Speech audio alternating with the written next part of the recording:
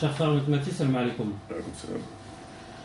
Tu as fait plusieurs vidéos, textes et livres, et un livre sur Tariq Ramadan. Donc j'aimerais profiter de cette vidéo pour que tu nous en parles plus précisément de ce que tu lui reproches et de nous apporter les preuves et le plus d'éléments possibles pour qu'on puisse comprendre Monsieur Ramadan. Donc, أعوذ بالله من الشيطان الرجيم بسم الله الرحمن الرحيم والصلاة والسلام على سيدنا محمد وعلى آله وصحبه أجمعين والسلام عليكم ورحمة الله وبركاته. Le salam à nos frères et sœurs et le bonjour aux éventuels non-musulmans qui écouteraient cette vidéo.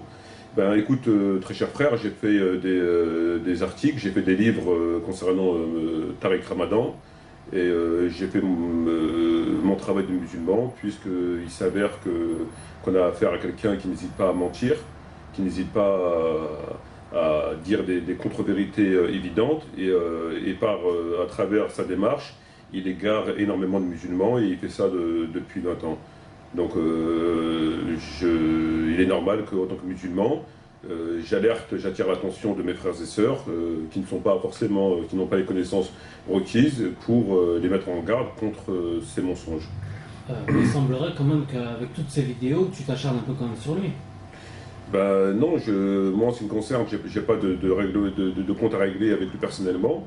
J'ai absolument aucun compte à régler avec lui personnellement. Mon comportement, ma riposte, elle se fait par rapport à l'amplitude de l'attaque. Donc compte tenu du fait qu'il est hyper médiatisé et qu'il a un message qui diffuse à travers le monde, il est normal que je réponds selon l'importance que j'estime être une attaque contre l'islam et les musulmans. Mais il n'y a absolument aucun règlement de compte personnel, puisqu'on ne se connaît pas, et mes écrits restent toujours dans la question, sur le débat théologique. Il n'y a jamais eu des propos qui ont été tenus à son égard à titre personnel ou sur sa vie privée. C'est pas ce qui manque. J'ai reçu des mails, j'ai reçu un certain nombre de messages, je ne les ai jamais évoqués ni de près ni de loin, puisque ça ne me concerne pas sa vie privée. Et je ne connais pas la fiabilité de ces informations-là. Par conséquent, j'ai pas à relayer l'information. Et donc je m'arrête uniquement sur le terrain purement qui nous concerne tous en tant que musulmans, théologique. Donc c'est quelqu'un qui, encore une fois, que tout le monde sait, est hyper médiatisé. Il fait énormément de mal aux musulmans à travers ses mensonges, à travers ses manipulations. Il n'a pas hésité à calomnier des moudjahidines, il n'a pas hésité à calomnier Ben Laden, il n'a pas hésité à calomnier l'imam Khomeini, alors que ces gens-là, qu'on partage leur point de vue, qu'on ne partage pas leur point de vue, ce n'est pas une raison pour les calomnier. Et s'il les a calomniés, c'était uniquement pour porter préjudice, pour se faire sa place auprès des non-musulmans. C'est uniquement un clin d'œil auprès des médias pour dire je suis un musulman entre guillemets modéré, et par conséquent, il faut m'inviter, etc., etc. C'est uniquement dans cette démarche purement stratégique qui tient un certain nombre de propos. Voilà, et j'invente strictement rien. Certains parlent de jalousie à ton encontre. Jalousie ou pas, moi ça me dérange pas, pourquoi pas. Mais moi ce que j'attends, c'est qu'ils répondent aux différentes interrogations, que je ne suis pas le seul à les poser. Donc jalousie ou pas jalousie, ça répond en rien à la question. Si on veut, si ça leur permet de soulager leur conscience, moi ça ne me dérange pas. Mais nous, on voudrait avoir des réponses par rapport au contenu de ces documents et pourquoi il fait autant de mal à la religion, pourquoi il égare autant de gens, c'est extrêmement grave. Mais c'est ton point de vue, le fait qu'il fasse autant de mal à la religion. La religion, c'est pas un point de vue. La question de la religion, elle se débat pas sur une question de point de vue. C'est pas une idée vague, c'est pas un sujet vague, c'est pas du commerce où on peut avoir un point de vue. La religion, c'est des textes. Et il y a des vérités qui sont évidentes, qui sont établies, qui n'ont jamais été remises en question par qui que ce soit. Donc les questions que moi j'aborde, c'est des choses qui sont évidentes. C'est pas des choses qui prêtent à conjecture, c'est pas des choses qui prêtent à polémique, c'est pas des choses qui sont porteuses de divergence, c'est des évidences. Donc tous les textes que j'ai pointés dans mes livres et mes différents documents, c'est des évidences. Ça n'a rien à voir avec un point de vue qui pourrait être sensiblement changé selon ceci ou selon cela. Ce sont absolument que des évidences. Et d'ailleurs, les gens qui ont accès à ces documents-là peuvent aussi les contester, et personne ne les conteste. Je veux dire, lorsqu'on sait que M. Tariq Ramadan a décidé de se cacher, a décidé de faire la taupe, a décidé de faire l'autruche, pour ne pas donner écho à mes différentes demandes de questions, légitimes, bien sûr, légitimes, au nom que ce monsieur Metmachi serait trop petit pour lui, ou au nom que monsieur Metmachi a une certaine lecture du Coran, au nom d'un certain nombre de prétextes. Il faut quand même rappeler, il est très important de le rappeler et de le souligner, afin qu'on puisse voir la contradiction évidente de cet individu, c'est que dans un de ses livres, il dit je partage des luttes avec des homosexuels, etc. etc. D'accord ? Donc comment se fait-il qu'un homme un musulman qui partage des luttes avec des homosexuels, refuse de répondre à des questions de la part d'un musulman? À moins qu'il considère le musulman pire qu'un homosexuel. Il y a quelque chose qui est évidemment pas très cohérent.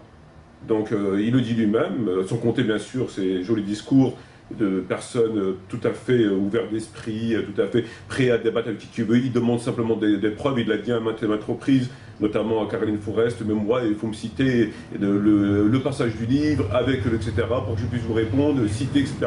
Ou comme il a demandé à plusieurs reprises à Bencher, le mufti de Marseille, entre guillemets, mufti de Marseille, parce qu'il voulait débattre avec lui, et pourquoi M. Bencher refuse de débattre avec moi. Donc lui, il le fait. Il demande à ce qu'on ramène des preuves, il demande à ce qu'on cite ses livres, ce n'est pas que des propos vagues qu'on lui impute, et à Benchir, pourquoi il ne veut pas débattre avec moi, il se plaint. Et d'un côté aussi, il partage des luttes avec des homosexuels, même si, etc. Et c'est en contradiction totale avec ce qu'il est en train de faire. Parce que moi, justement, je ramène des preuves dans ses livres, je cite le nom de son livre, je cite le titre de son livre, je cite la page, et il ne répond pas. Donc il ne répond pas au nom de quoi? Alors au nom de quoi? C'est une bêtise que je dis? C'est faux? C'est quoi? Évidemment, il n'est pas crédible. Donc la seule raison pour laquelle ce monsieur ne veut pas répondre, c'est qu'il ne veut pas donner écho à mes propos, puisqu'il sait très bien que s'il donne écho à mes propos, il va attirer l'attention de gens qui ne me connaissent pas forcément, et il ne pourra pas s'en défendre. Donc le mieux, c'est de laisser la chose se diffuser comme elle doit se diffuser, puisqu'il ne peut pas interdire les diffusions de nos documents, etc.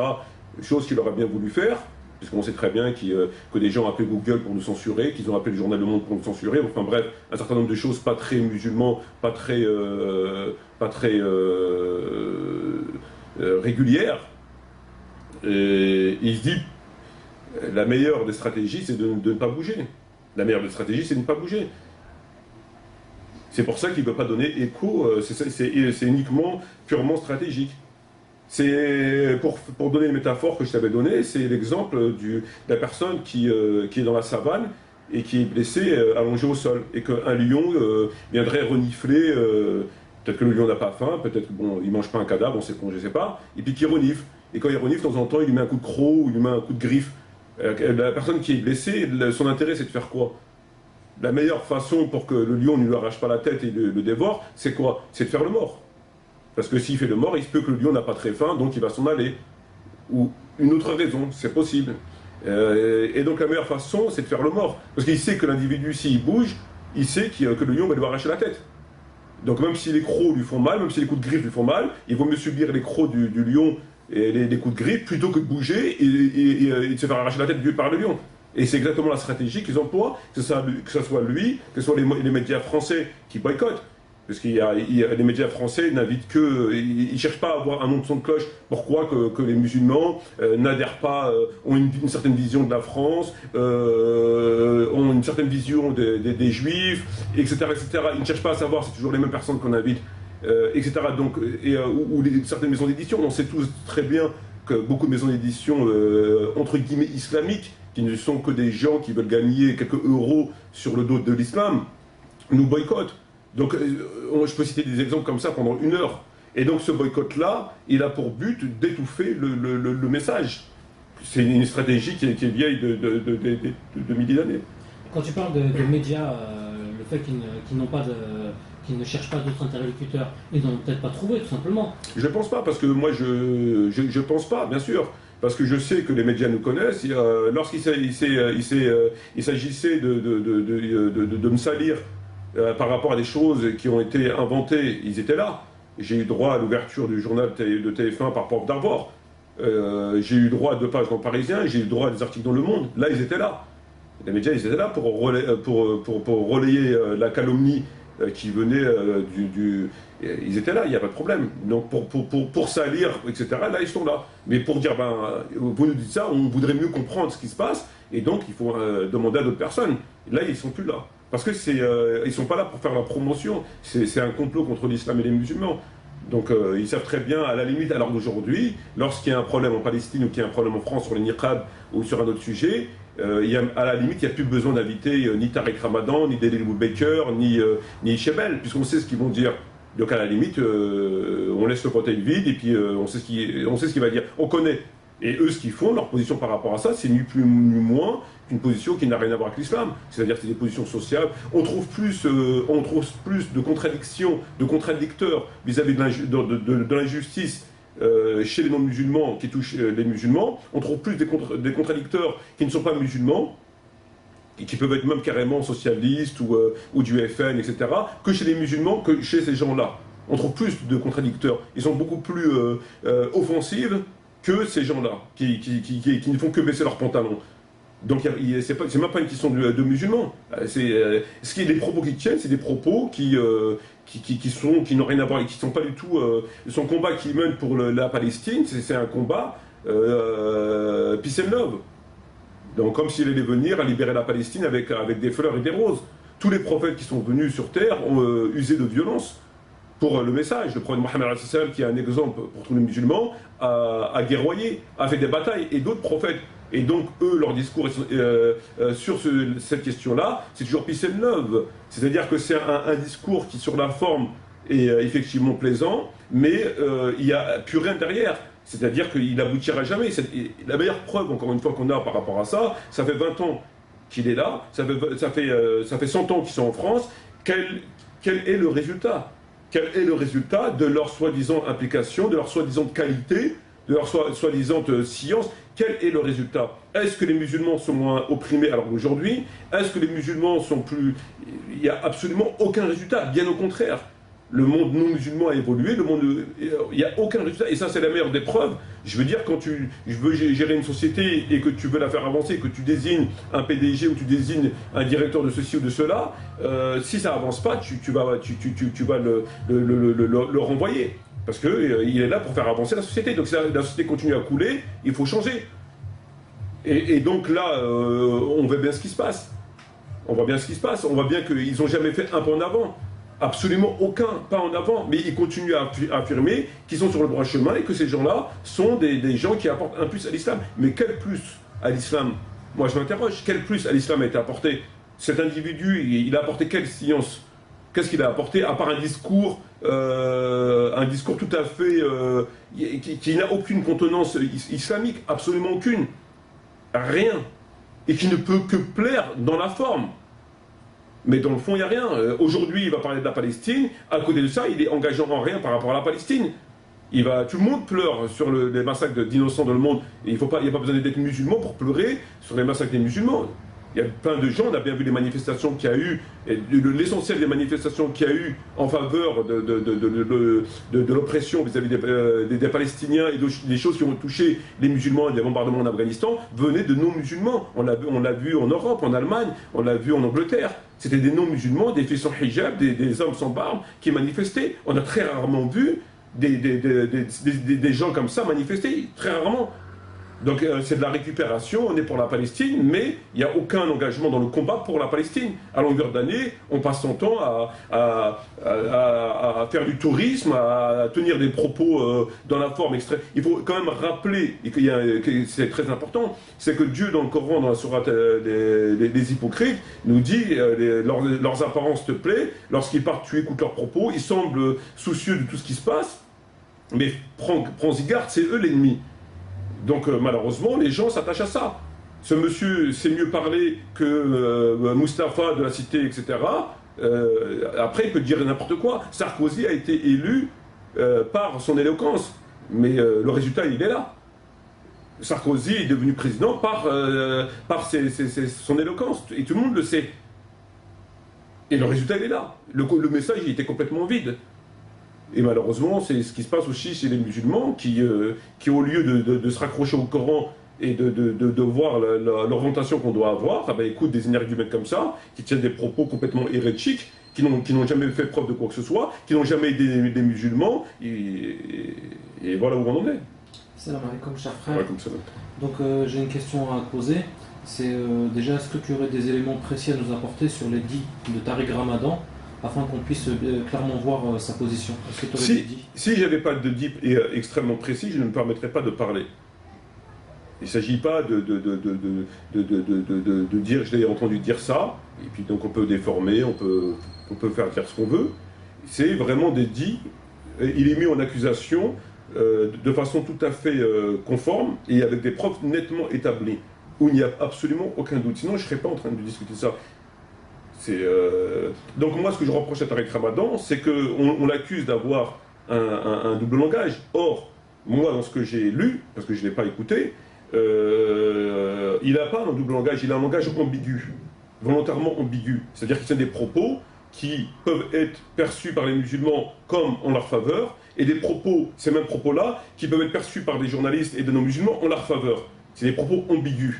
Et c'est des propos volontairement ambigus. Je vais donner la liste de ce que je reproche. Il ment à des musulmans, constamment, il leur ment, puisque pour se faire accepter auprès des non-musulmans, et plus particulièrement des médias, eh ben, il est obligé de mentir aux musulmans sur le contenu du message. Il contredit ouvertement le Coran et la Sunna de façon ouverte. Il se met en contradiction de façon ouverte. Il calomnie des gens bien, des gens qui luttent pour l'islam. Après, on ne rentre pas dans les détails, mais c'est des gens qui luttent pour l'islam. Et cela uniquement pour son intérêt, pour sa propre gloire. Il tape dans le dos de gens, comme on a pu le voir par rapport à Google ou par rapport au Monde, etc. Donc un certain nombre d'indices assez importants qui existent et qui laissent à penser qu'il tape dans le dos des gens pour essayer de censurer. Il a collaboré avec le gouvernement de Tony Blair à l'époque, puisqu'ils avaient fait une commission pour voir comment ils pouvaient lutter contre l'islamisme. Donc il a été recruté par le gouvernement Tony Blair pour qu'il propose un certain nombre d'idées, etc. pour lutter contre l'islamisme. L'islamisme, c'est qui? C'est quoi? L'islamisme, c'est des musulmans qui bougent et qui veulent faire avancer, ils en ont marre de se faire piétiner et qui veulent un gouvernement islamique. C'est ça un islamiste. Un islamiste, c'est dans la définition du dictionnaire, c'est ça. Donc il a travaillé avec le gouvernement pour ça, donc il leur a donné des idées comment lutter contre les musulmans en réalité. C'est les musulmans et non pas les islamistes. Et il tient aussi des propos hérétiques et des propos complètement hérétiques. On n'est plus c'est comme l'intégration, comme des choses similaires, donc des propos carrément hérétiques, sont comptés un certain nombre d'erreurs théologiques. Ce n'est pas toujours des erreurs graves, etc., mais c'est quand même des erreurs théologiques. Voilà ce qu'on peut reprocher à M. Tariq Ramadan. Et tout ce que je dis, ce sont des choses qui sont parfaitement prouvées. Parfaitement prouvées, il n'y a absolument aucun doute sur la question. Et que penses-tu du moratoire que Tariq Ramadan a proposé concernant la lapidation? Concernant le moratoire qu'il a proposé, il faut savoir qu'il a été volontairement ambigu. Pourquoi? Puisque lorsqu'il a parlé de moratoire, qu'est-ce qu'il s'est dit? Il s'est dit, si je dis je suis contre cette peine-là, on sait que cette peine existe à travers les lectures de Bukhari, Muslim, etc. Donc les musulmans croient en cette peine. Donc, ceux qui croient encore à son discours peuvent être étonnés, voire choqués. Donc, il ne pouvait pas dire ça, alors il dit un moratoire. Si on lui pose la question, il va dire, moi j'ai dit ça uniquement parce que les gens n'appliquent pas correctement la charia, etc. Et donc il vaut mieux faire un moratoire en attendant que les tribunaux soient beaucoup plus conformes pour pas que des innocents soient lapidés ou des innocentes. D'accord? C'est exactement l'exemple d'Omar ibn Khattab qui avait fait un moratoire sur la peine du voleur. Il y a pendant un mois, il y avait une situation de famine, et donc il a levé la peine du voleur, parce que les gens voulaient pour manger. Donc il a fait un moratoire. Donc le mot moratoire, c'est pour plaire aux deux. Alors d'un côté, aux musulmans, s'il ne pouvait pas dire, il est contre, comme je viens de le dire, donc il est obligé de dire un moratoire. Si on lui pose la question, eh ben, il va s'expliquer en disant, oui mais moi j'ai dit ça parce que les tribunaux ne sont pas conformes, etc., etc. Mais je ne suis pas contre cette peine-là, puisqu'elle est dans le Bukhari Muslim, donc en tant que musulman, on ne peut pas y contre. Et aux non-musulmans, ah ben bon, c'est déjà un pas, c'est bien. Malheureusement, il est tombé sur Sarkozy, et Sarkozy, c'est quelqu'un de réveillé, et bon, il l'a mis dans l'état où on sait. Voilà. Mais il faut quand même rappeler que par rapport à la lapidation, il a dit ensuite que c'était une peine barbare. Il dit oui, je trouve la lapidation, c'est une peine barbare, c'est de la barbarie. C'est disponible, ces propos sont disponibles. Donc, si la lapidation est barbare, ça sous-entend que le prophète était barbare, puisqu'il a appliqué quelque chose qui est barbare. Ça sous-entend qu'Omar ibn Khattab, Ali, et qui ont lapidé après lui, étaient des gens barbares. Et c'est ce qu'il a dit. C'est barbare. Donc Dieu est barbare. Ce sont ses propos de façon, je les cite textuellement. Il trouve la lapidation barbare. Mais, excuse-moi, je t'attends, mais est-ce qu'il ne peut pas avoir des propos, ces propos-là, pour les mécréants, pour éviter de les choquer par rapport à quelque chose qu'ils ne connaissent pas encore, par rapport à la religion? Eh ben, écoute, ça fait 20 ans que ça dure, et on pourra constater qu'il ne s'agit pas que de propos qui peuvent choquer les mécréants. C'est dans tout. C'est l'ensemble de ces positions. C'est l'ensemble de ces positions. Lorsqu'il calomnie Khomeini, ou lorsqu'il calomnie Ben Laden, personne ne va rien demander. Personne ne va rien demander.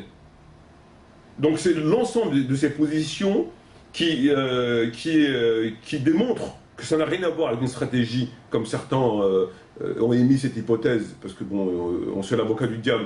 Donc ça n'a absolument rien à voir. Il y a des choses qu'il peut très bien dire de façon très claire et que ça ne choquera pas les mécréants. De toute façon, est-ce que le musulman est soucieux de choquer le mécréant ou pas? Le mécréant pourrait être choqué ou pas être choqué, il n'attend pas Tariq Ramadan, il prend le Coran, il lit le Coran. Ça lui suffit. Depuis quand un musulman est contraint de tenir un langage qui doit plaire aux mécréants? Depuis quand? Ça fait partie des consignes prophétiques? Est-ce qu'on a vu des prophètes mentir et de tenir des discours comme ça? Et quand tu vois la question de plus près, tu te rends compte que ça peut pas être, c'est pas concevable. Ça fait 20 ans et surtout, absolument surtout. Donc c'est pas sur des choses qui peuvent effectivement choquer. Ça va du simple détail jusqu'à... on verra, si vous voulez par la suite, on verra que ça n'a rien à voir. Et comment peux-tu dire des contre-vérités comme ça sans avoir de réaction de la part de la communauté musulmane? C'est pire que des contre-vérités, c'est carrément des hérésies, souvent. Et il y a personne qui réagit. Personne ne réagit. Comment ça se fait? Et moi, ça me fait froid dans le dos quand je sais que cet individu fait le tour du monde à propager ça. C'est quand même inquiétant. Moi, je pense aux gens qui ne connaissent pas la religion ou qui veulent apprendre la religion, c'est inquiétant. Aux États-Unis, au Mali, au Congo, en Chine, peut-être demain sur la Lune, c'est inquiétant. Et personne... Les musulmans ne connaissent pas leur religion pour... Mais il n'y a pas besoin de connaître sa religion. On n'est pas en train de parler de jurisprudence ou de choses où on a besoin de... C'est des choses qui sont évidentes.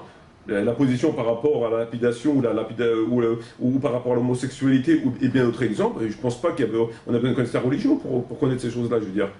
Il n'y a pas besoin. Oui, c'est clair, mais moi, j'arrive pas à comprendre nos réactions comme ça des non. Mais c'est à eux qu'il faut leur poser la question. Des musulmans, c'est à eux qu'il faut leur poser la question. Quand tu vas sur son site et que tu vois que les gens l'ont pratiquement divinisé alors qu'il passe son temps à contredire le prophète et Dieu et calomnie des gens et de mentir, et il peut pas s'échapper de ça parce que c'est écrit dans ces livres. Il ne peut pas dire ceci, c'est de la calomnie, on a inventé, on a déformé. C'est écrit noir sur blanc. Et je défie quiconque de contredire ce que je dis de façon théologique. Alors les gens qui passent leur temps à insulter, etc., je leur dis tout simplement à ces gens-là, arrêtez de perdre votre temps, ramenez des arguments, mais arrêtez de perdre votre temps. S'ils pensent qu'ils vont infléchir notre position par rapport à leurs insultes, etc., ils se mettent le doigt dans l'œil. Ils se mettent le doigt dans l'œil. C'est pas ce qui nous fera varier dans notre position, loin de là. Seul un argument théologique accepté, ou en tout cas acceptable, peut nous faire varier dans notre position, mais jamais des insultes et des conneries monumentales, quoi, des stupidités indignes d'une personne qui se réclame être même pas musulman, mais tout simplement humain, indigne. Et quel est son intérêt dans ses propos et quelle est sa mission, pour parler plus globalement, quelle est sa mission pour ainsi s'exprimer, ainsi mentir et propager une nouvelle religion, puisqu'apparemment c'est des mensonges? Il y a quelque chose que personne ne pourra me contredire, c'est qu'on ne peut pas être accepté être rémunéré et être à l'affiche, en haut de l'affiche, si on est musulman. Les musulmans aujourd'hui sont massacrés, sont opprimés, sont emprisonnés, sont torturés. Avec la complicité de la France, avec la complicité de l'Europe. On le sait, on l'a vu, tout le monde le sait. Donc ces mêmes gens ne peuvent pas accepter un musulman en leur sein, ça me semble évident. Donc l'intérêt, c'est de se faire accepter et d'obtenir des visas pour se rendre aux États-Unis, pays qui bombardent l'Afghanistan et qui tue le premier responsable, la tête du serpent, et qui massacre des musulmans, pour s'y rendre tranquillement et faire des conférences là-bas. À raconter ces conneries. Donc, qui lui loue les salles, qui paye les salles, qui paye les billets d'avion, etc. Et ça à travers le monde. Donc, c'est tout simplement l'intérêt. Si tu veux être reconnu et être en haut de l'affiche, il faut que tu montes, il faut que tu vendes ta religion, il faut que tu vendes ton âme au diable. Jamais un musulman ne sera accepté auprès des non-musulmans, c'est évident. Si tu tiens le discours que Ben Laden le tient, on va te mettre en prison, on va te pourchasser, comme c'est le cas. Donc l'intérêt, il est uniquement là. C'est uniquement pour sa propre gloire. C'est uniquement cet intérêt-là. C'est pour ça qu'il tient. Et c'est toujours des sujets sensibles qui déforment, qui l'inventent et qui mentent. Toujours. C'est toujours des sujets sensibles qui peuvent lui causer quelques soucis, entre guillemets, diplomatiques avec ses copains, avec ses amis, avec ses maîtres, ceux qui le payent et qui les non-musulmans. Et les non-musulmans, pourquoi lui ont-ils facilité cet accès comme ça aux médias? Ils ont facilité cet accès aux médias parce que c'est une guerre qui se déroule sur le terrain intellectuel. Et c'est exactement la même chose que Tony Blair a fait. Tony Blair, pour lutter contre l'islamisme, donc contre les musulmans, qu'est-ce qu'il a fait? Il a fait une commission, il a recruté des gens pour qu'on lui donne des idées comment lutter contre l'islamisme. Il n'a pas demandé à des savants comment trouver une arme magique pour lutter. Il a demandé à des gens du point de vue intellectuel, donc ça se déroule sur un terrain intellectuel, théologique, etc. Comment lutter contre les islamistes. Donc voilà l'intérêt. Ils ont fait des commissions pour ça. Il a été invité, il a été embauché pour donner des idées. Donc il a fait ce travail-là. Donc on a besoin de ces gens-là, dans d'autres pays, en France, etc., qui occupent le terrain et qui font un travail comme lui le fait pour contrer la menace islamiste. C'est ce que Tony Blair a fait de façon ouverte. Il a créé une commission, il a invité des soi-disant musulmans à donner des idées et des solutions comment lutter contre l'islam, mais pas avec des armes. Avec des armes, ça se passe en Afghanistan, ça se passe en Palestine, avec des idées. Et donc, ce qui prouve très, très clairement qu'il y a un combat qui se déroule sur le terrain et ils n'aiment pas le vide. Donc, pour éviter que toi, lui, moi, truc, etc., on devient islamiste, on leur met des marionnettes, des vendus, qui leur disent l'islam, c'est pas ça. L'islam, c'est ça. L'islam, c'est ça. L'islam, c'est ça, etc. Donc, voilà. Il y a d'autres cas qui sont similaires à celui de Tariq Ramadan? Ah oui, tu prends Chebel, tu prends Dali Boubaker, tu en as plein. Il y en a plein. Pas autant similaire, parce que lui, c'est carrément le mec hyper médiatisé, c'est le mec.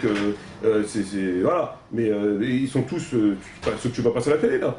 Les Chebel et les. C'est exactement la même chose. Et les dirigeants musulmans en France. Ils disent moins de conneries et moins de mensonges parce qu'on leur en demande moins. Mais si on leur demandait plus, ils en diront autant. Peut-être pas aussi efficacement, parce qu'ils sont moins habiles. Mais ils en diront autant. Il n'y a pas de. C'est un peu ce qui se passe aussi avec les mosquées. Sauf que dans les mosquées, ils ont plus tendance à faire à ne pas parler du tout. En général, donc voilà, la Jumu'ah elle est faite pour réveiller les musulmans, pour parler du sujet, il vient, il pointe, il s'en va. Voilà, parce que c'est avant tout un imam de la République. C'est avant tout un auxiliaire de l'État, avant d'être imam. Donc il ne va pas dire des choses, en général ils ne disent pas des choses aussi, ne contredisent pas ouvertement le Coran. Un imam ne va pas dire que les PD, machin, etc., comme il l'a dit, mais il ne dit rien, voilà. Il ne va pas leur dire, voilà, vos frères, ils sont massacrés, bon, il ne va pas dire tout ça, il ne va pas dire ce que Dieu demande de dire et appeler les musulmans à devoir, il dit rien, il vient, il pointe, il fait sa khutbah, il fait ses 2 rak'ahs, et puis il rentre chez lui. Alors qu'il sait très bien que son devoir ne se limite pas à ça. C'est la même chose, mais sous d'autres formes. C'est aussi le fait de ne pas parler, de ne pas dénoncer. Alors que d'autres, eux, par exemple, ils en parlent beaucoup. Il y a différentes façons d'arriver à anesthésier les musulmans. Il y a différentes façons d'arriver à anesthésier les musulmans et de les maintenir là. Donc à la façon où je dis rien, je fais comme si de rien n'était, je regarde de l'autre côté, je fais mon devoir alors que je sais que je dois le faire. Et tu as la façon que lui va parler constamment parce qu'on lui demande. Et voilà, tu as plusieurs façons. Hein. Et que penses-tu de son frère Hani Ramadan? Ben, ce que je regrette par rapport à son frère Hani Ramadan, c'est qu'il est au courant des mensonges de son frère, parce qu'il ne doit pas être à ce point ignorant et à ce point sourd. Il est au courant des mensonges de son frère. Il est au courant, par rapport aux homosexuels et plein de sujets qu'on va évoquer ensemble, mais il ne le dénonce pas. Alors que la moindre des choses, c'est qu'il fasse un communiqué pour dire qu'il désavoue son frère par rapport à ses prises de position ici et là. Il ne le fait pas. Et ça, c'est de la complicité, c'est très grave. Alors qu'il le sait. Très bien, et j'aimerais qu'on arrive au fait, quoi, que tu nous ramènes les preuves de ce que tu as avancé par rapport à ces textes, par rapport à ces livres. Je demande que ça, et je demande à ce que les musulmans m'écoutent. Et je demande votre attention, et on va voir ensemble de façon tout à fait claire et tout à fait juste comment on peut considérer cet individu et quelle est la teneur de ses propos, la gravité de ses propos. Alors, on ne va pas reprendre tout ce qu'il a dit, etc. On va essayer de prendre les choses qui sont le plus visibles, et l'essentiel est visible. C'est pas un détail, c'est pas une chose parmi un million. Alors, on va prendre, je sais pas, il a écrit un livre, Mohammed, la vie du prophète, enseignement spirituel contemporain, édition presse du Châtelet, Tariq Ramadan. Donc, le titre, c'est Mohammed, vie du prophète, enseignement spirituel et contemporain. C'est des textes qui sont disponibles sur le site. Dans son livre, à la page 84, il dit « L'essence de la notion du jihad fi sabilillah veut dire résistance dans la voie de Dieu ». Donc l'essence du djihad, et il le dira ailleurs, donc la définition du mot djihad, là il dit essence, mais à l'heure il dira ce que ça veut dire le djihad, dans d'autres textes on verra, veut dire résistance. C'est ça le djihad. Comment on peut considérer ces propos? Est-ce que le djihad veut dire résistance? Moi, d'après ce que j'ai appris dans la religion, le djihad veut dire la guerre dans la voie de Dieu, essentiellement. Après ça peut regrouper tout effort qu'on fait en vue de plaire à Dieu. D'accord, ça peut aller de nourrir ses enfants, ça peut aller de lutter contre le péché, ça peut être bon.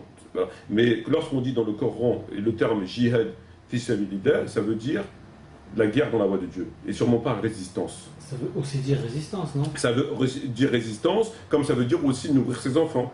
Ça englobe tout. D'accord? Lui, quand il désigne ce terme-là, il le désigne dans sa définition, et non pas aussi ce que ça veut dire. C'est deux choses différentes. C'est pas pareil. Donc la définition de jihad pour M. Tariq Ramadan veut dire résistance. Or, c'est un mensonge, et je dis un mensonge et non pas une erreur, parce que c'est des propos qui sont dits pour ses amis, les journalistes, pour pouvoir plaire. Bien évidemment, s'il dit que le djihad c'est guerre dans la voie de Dieu, et il est clair que, voilà, ça ne va pas. Donc, il tient ses propos pour donner son image aux non-musulmans et avoir sa place, son petit fauteuil, son petit tabouret, et être ce qu'il est aujourd'hui, c'est-à-dire invité ce qu'on sait, c'est uniquement dans ce but-là qu'il tient ses propos.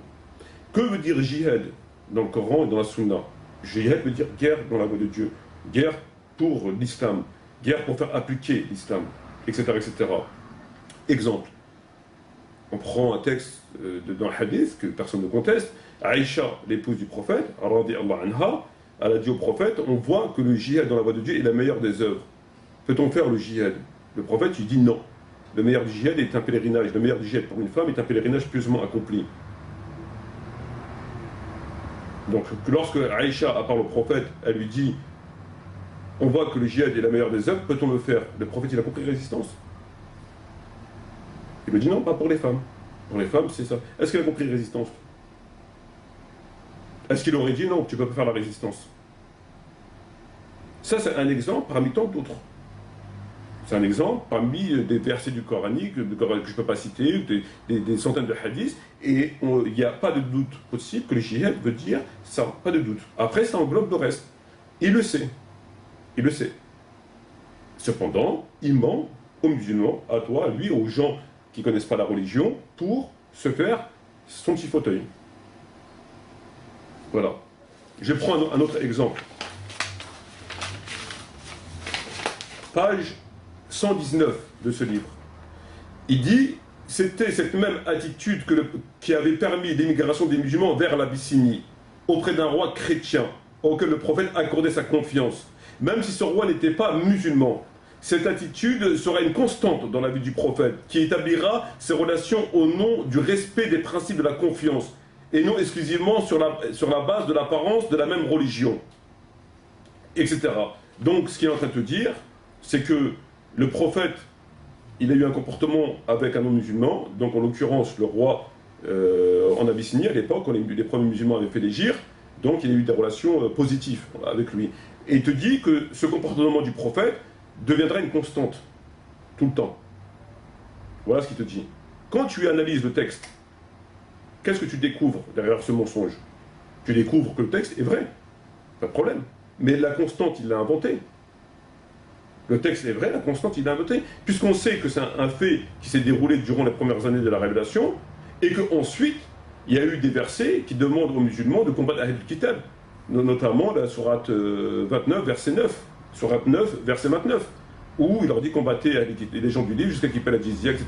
Tout le monde le sait, il n'y a qu'à relire les livres d'histoire pour savoir que ce qu'on appelle Ahl al-Kitab, les gens du livre, et la jizya, elle est faite pour les forcer à la payer. C'est un impôt de capitation pour qu'ils payent cet impôt et ils gardent leur religion. De toute façon, les gens peuvent lire et se documenter sur la question. Donc, on se rend compte que ce qu'il dit, c'est faux.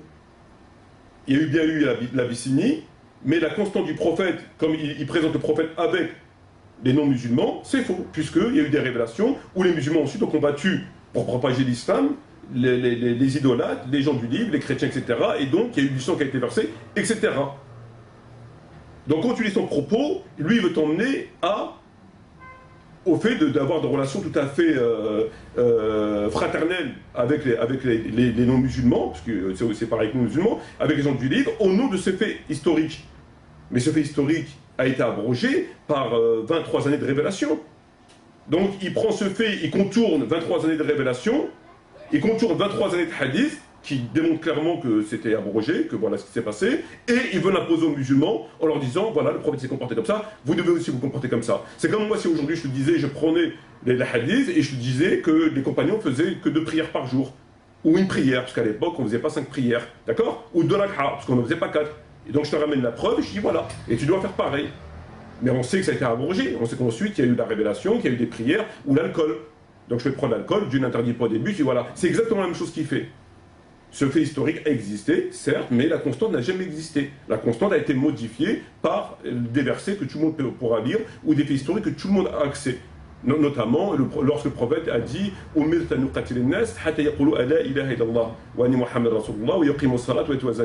Dieu m'a ordonné de combattre les gens, tous les gens, jusqu'à qu'ils disent qu'il n'y a de Dieu que Dieu, que je suis l'envoyé de Dieu, qui paye la zakat et qui fassent leur prière. À partir de là, leur vie leur maison sacrée. Donc il n'a jamais été question d'avoir une relation sans aucune règle, comme il veut nous faire croire. Et je peux t'en citer des exemples comme ça pendant des heures. Et là, c'est volontaire, ça va dans le même sens que le mot jihad, ça va dans la même chose de plein de choses, c'est pour avoir la gratitude, pour avoir des non-musulmans et ceux qui lui donnent, encore une fois, de quoi manger, de quoi boire, et son petit fauteuil. Mais est-ce que ça veut dire qu'on ne doit pas avoir de relation avec les non-musulmans? J'ai jamais dit ça. Lui, il te dit que la relation que tu dois avoir, la constante que tu dois avoir, est basée comme ça. C'est comme ça. Voilà, il n'y a rien, il n'y a pas de condition. Il a été comme ça, c'est la constante. Or, c'est pas vrai. Bien sûr, tu peux avoir de bonnes relations même avec les animaux. Il n'y a pas de problème, personne n'a parlé d'avoir des mauvaises relations. Cependant, pas comme ça. Pas comme il veut le faire croire. C'est pas pareil. Tu as de bonnes relations à ces conditions-là, qui ont été révélées dans telle sourate, à tel moment, etc. Là, tu as des bonnes relations. Comme ils l'ont fait à travers... voilà. Et là, ce qu'il dit, c'est inexact. C'est faux et c'est volontaire. Comment tu peux dire des choses aussi débiles? Il prend un fait qui remonte aux premières heures de la révélation, il contourne 23 années de révélation, 23 années de hadith, et il l'impose en disant voilà la constante du prophète, en se basant sur ce fait. Et c'est volontaire, c'est pas un sujet anodin. Ce n'est pas un sujet anodin, c'est volontaire. Voilà. C'est le vice à l'état pur. Notamment le verset qui dit combattez ceux qui ne croient ni en Dieu ni au jour dernier, qui n'interdisent pas ce que Allah et son messager ont interdit, ceux qui ne professent pas la religion de la vérité, parmi ceux qui auront reçu le livre, jusqu'à ce qu'ils versent la capitation par leurs propres mains après s'être humiliés. Coran, sourate 9, verset Tauba, sourate 9, verset 29, sourate 9, verset 29. Voilà. C'est pas tout à fait la même chose avec ce qu'il raconte lui. Moi je vois dans le truc, après s'être humilié, c'est pas ce qu'il dit lui. Donc est-ce que c'est son fait historique qui prend le dessus sur le verset coranique? Il ne peut pas prendre le verset, non pas parce que c'est un fait historique contre un verset, non, tout simplement que ce verset était révélé bien après et qu'il a été appliqué par le prophète et par ses compagnons jusqu'à l'arrivée des musulmans à Poitiers. Autre exemple que je vais citer, dans son livre, à la page 120, il dit le prophète lui-même sera un exemple d'équité vis-à-vis des hommes qui ne partageaient pas sa foi. D'équité. Et là, c'est un discours volontairement ambigu. Pas un double discours, ambigu. Pourquoi ambigu? Parce qu'il dit équité. Donc le prophète a donné un exemple d'équité. L'équité appelée à tout le monde. Appelée aux Français, appelée aux Chinois, appelée à tout le monde. Mais l'équité, qu'est-ce que ça veut dire dans le langage coranique et prophétique? C'est quoi être équitable? C'est quoi être bon? C'est quoi la vérité? C'est quoi être juste? C'est quoi le bien? Le bien chez les musulmans n'est pas forcément le bien chez les non-musulmans. Ce qui est interdit dans l'islam n'est pas interdit forcément chez les non-musulmans. Donc le mot équité, lorsqu'on le met, ça veut rien dire. Et ça, c'est volontaire, c'est ambigu exprès. Le non-musulman qui va écouter ça, il va dire oui, c'est bien. Le musulman qui va écouter ça, équité, il va dire c'est bien. Mais derrière, il y a quoi? Ben, équité, ça veut dire quoi? Équité par rapport aux homosexuels, on n'a pas la même équité. Eux, l'équité par rapport aux homosexuels, c'est ce qu'on sait. Le Pax, etc. L'équité chez nous, c'est autre chose. L'équité par rapport aux gens du livre, c'est ça, eux, c'est ça. Donc ça veut rien dire. Et ça, c'est volontairement ambigu. Ça fonctionne pour les deux groupes. Les non-musulmans et les musulmans. J'aimerais que tu me donnes la différence entre ce que tu dis comme ambigu, volontairement ambigu, et le double langage. C'est quoi la différence? Le double langage, c'est de tenir des propos, de dire A à tel moment, à tel endroit, et de dire B sur le même sujet à tel moment, à tel endroit. C'est un double langage. Et l'ambiguïté, c'est de tenir des propos qui peuvent être interprétés d'une façon ou d'une autre façon complètement différente, sans qu'on trouve une contradiction. Comme là. Or, dans le propos de Tariq Ramadan, je pense qu'il est assez intelligent pour ne pas dire des choses en contradiction totale, même s'il doit le faire, mais dans ce cas, il faut aller chercher à la loupe. Mais, dans l'ambiguïté, c'est un champion. C'est un champion, il arrive à parler aux deux et à satisfaire les deux. Et c'est ce qu'il fait dans les propos qu'on a vus, par exemple. Donc là, on a vu des erreurs théologiques qui sont pas des erreurs, c'est volontaire. Puisque c'est toujours un appel du pied aux kofars, aux médias. Il ne pourra pas dire qu'il aurait dit, oui, mais le prophète était un exemple, mais ensuite a été révélé le verset de la sourate 9, verset 29, qui dit combattez les gens du livre, et que le prophète a massacré, et que ceci, que cela. Ça ne va pas. Ah bon? C'est votre vision de l'islam. Ça ne va pas. Par contre, dire ça, pas de problème. Je veux dire, il faut être extrêmement ignorant ou extrêmement pervers pour... je veux dire, tu ne peux pas te poser comme étant quelqu'un qui a un minimum de réflexion et dire des âneries aussi évidentes. Tu prends un fait historique qui se déroulait, tu ne tiens même pas compte de tout le reste qui s'est passé à côté. C'est comme si exactement, je l'ai dit tout à l'heure, moi je prendrais un verset qui a été abrogé sur l'alcool ou sur la prière, etc. Et puis je viens, puis je l'applique. C'est aberrant. C'est exactement ce qu'il a fait. Donc c'est tellement aberrant que ça ne peut pas être involontaire. C'est beaucoup trop grand. Si ça aurait été mon neveu de 10 ans qui m'aurait dit ça, oui. Mais venant d'une personne comme ça, c'est pas possible. Et encore moins possible lorsque tout converge dans le même sens. Alors on va continuer dans la démonstration afin d'apporter la preuve. On a son livre « Mon intime conviction » donc aux presses du Châtelet. Donc il y a aussi pas mal de stupidité et de mensonges. On va prendre un exemple à la page 17-18. Il dit, oui, il existe des textes inversés, donc des traditions prophétiques, qui se réfèrent au fait de frapper son épouse. Je les cite, puisque ce sont des textes que les musulmans lisent. Donc il reconnaît qu'il y a un verset qui dit, il faut taper les épouses si besoin est. Et ensuite il te dit, à la lumière des interprétations, et en considérant l'exemple du prophète qui n'a jamais tapé sa femme, ou une de ses femmes, j'affirme que la violence conjugale est contraire aux enseignements islamiques et que l'on doit condamner ces agissements. Donc, il te dit qu'il reconnaît qu'il y a un verset qui parle de taper son épouse. Cependant, il te dit que les interprétations de ce verset, et le fait que le prophète n'a jamais tapé son épouse, lui font dire que c'est contraire. Voilà. Conclusion, c'est haram de taper son épouse si besoin est. Pourquoi c'est haram d'après lui? Parce que le prophète n'a jamais tapé son épouse, et parce que l'explication de ce verset ne veut pas dire taper. Voilà. Mais il reconnaît qu'un verset. Donc, voilà. Maintenant, qu'est-ce qu'on peut penser de ces propos-là? Ben, tout simplement que c'est un appel encore au pied au kofar. Il ment. Alors déjà pour commencer, il te dit que taper son épouse, c'est contraire à la religion, alors qu'il y a un verset qui le dit. Donc comment quelque chose qui peut être contraire à la religion, qui est mentionné dans le Coran? C'est pas possible. Si c'est mentionné dans le Coran, ça ne va pas être contraire à la religion. Mais il te dit non, stop, c'est l'interprétation. L'interprétation dit que c'est pas tapé. Et que le prophète n'a jamais tapé, d'accord. Alors moi je prends Muslim. Je ne vais pas lire tout le texte. Et dans le Muslim, page 410, Aïcha, a dit « Il m'a violemment tapé sur la poitrine à me faire souffrir. » Dans le Muslim. Donc, quand il dit que le prophète n'a jamais tapé son épouse, c'est pas ce qui est écrit dans le Sahih de Muslim, où elle dit « Il m'a violemment tapé sur la poitrine à me faire souffrir. »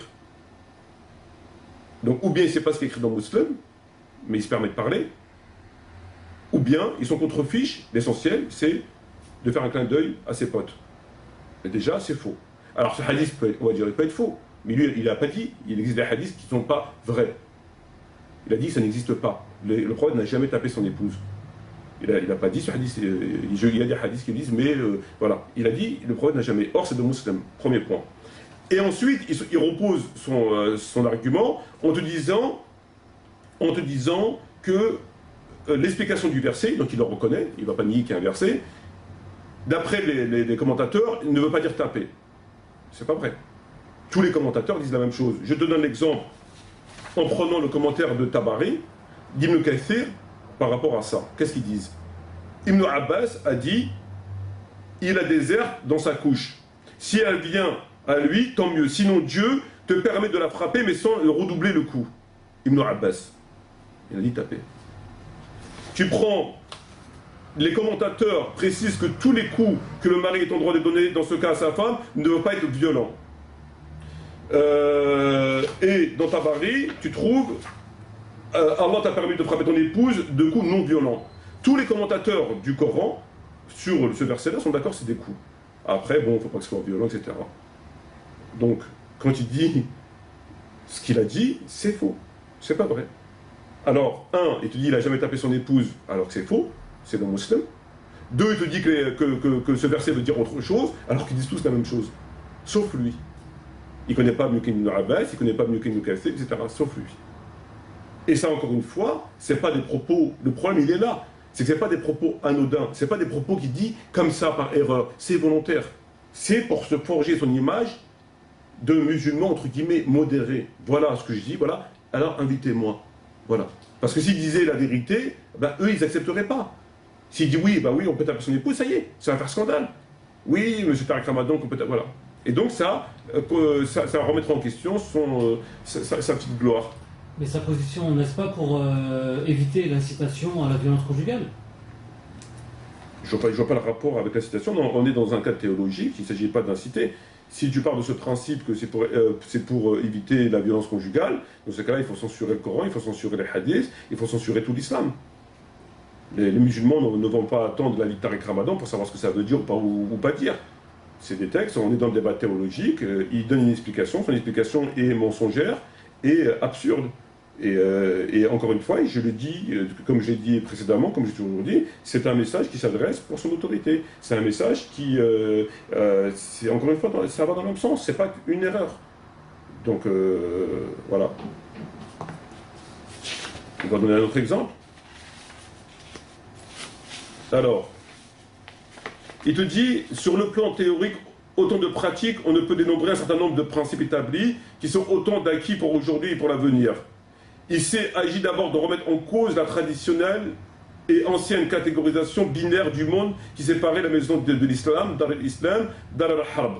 À l'exception de quelques groupes électoralistes, traditionnalistes ou politisés, plus aucun savant de référence ni aucune organisation de poids n'utilise ces concepts. On parle désormais de Dar el-Contrat, la maison du contrat, la maison de la paix et la maison de la prédication. Alors, je vais résumer ce qu'il veut dire par là. Il te dit que, à l'heure d'aujourd'hui, il n'y a plus personne qui partage le monde en maison de la paix, maison où les musulmans y vivent, maison de la guerre, là où les musulmans doivent faire la guerre pour convertir le kuffar, et la maison du contrat, c'est-à-dire le contrat avec les Ahl al-Kitab.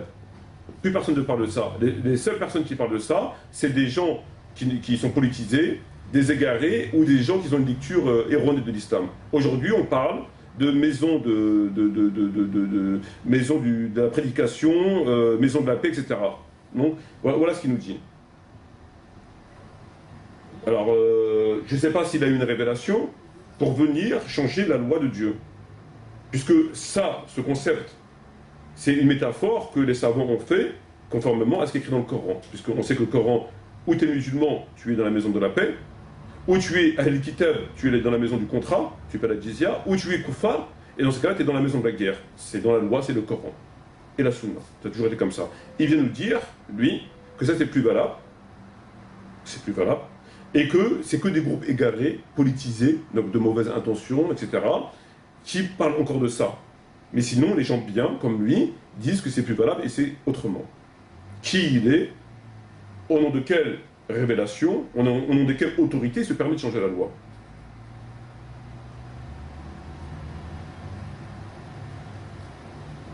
C'est quelque chose qui a toujours été comme ça dans l'islam. Le prophète, il est mort avec cette loi. Les compagnons sont morts avec cette loi.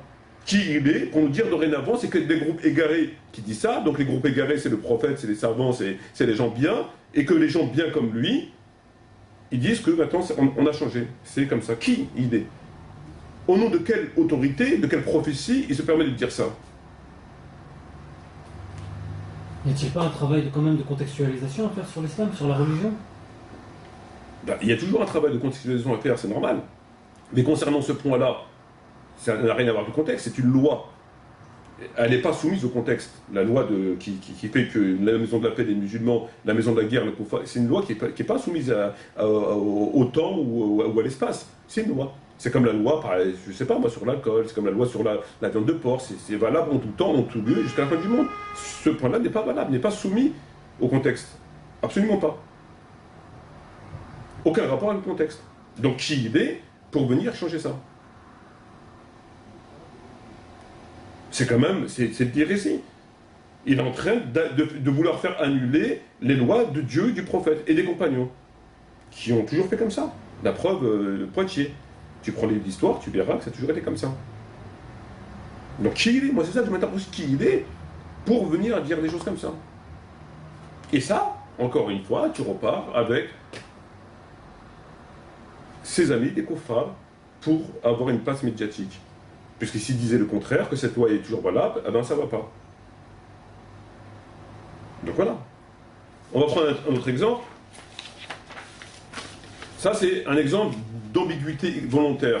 Il te dit, à la page 86, « Ainsi, toutes les lois qui protègent la vie et la dignité humaine, la justice, l'égalité imposent le respect de la nature, sont ma sharia. » Donc il te dit que toutes les lois qui protègent la vie humaine, qui protègent la dignité humaine, sont sa sharia.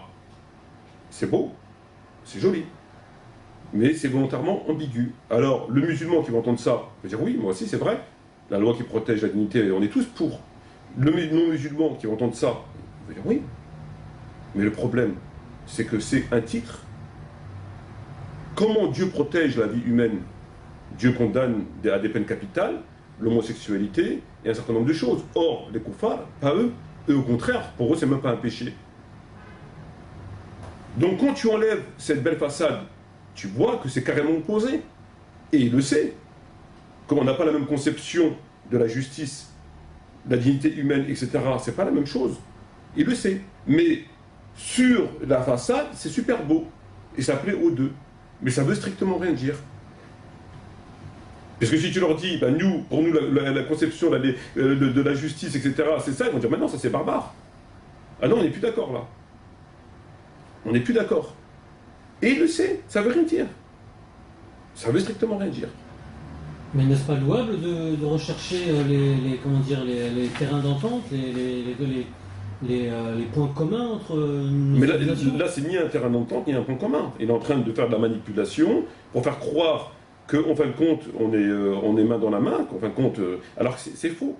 Ça n'a rien à voir ça n'a rien à voir. C'est uniquement, c'est de la tromperie. C'est de la tromperie. Il emploie des termes qui veulent strictement rien dire. Il faut la justice, c'est bien beau, mais quelle justice?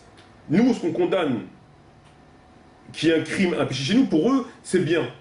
Donc ça veut rien dire quand tu dis comme ça, et il le sait. Mais il ne peut pas aller plus loin, parce que s'il va plus loin, il va s'attirer ou la foudre des musulmans, ou la foudre des koufars. Il peut pas donc il s'arrête à ça, c'est un discours volontairement ambigu, comme il a l'habitude de le faire.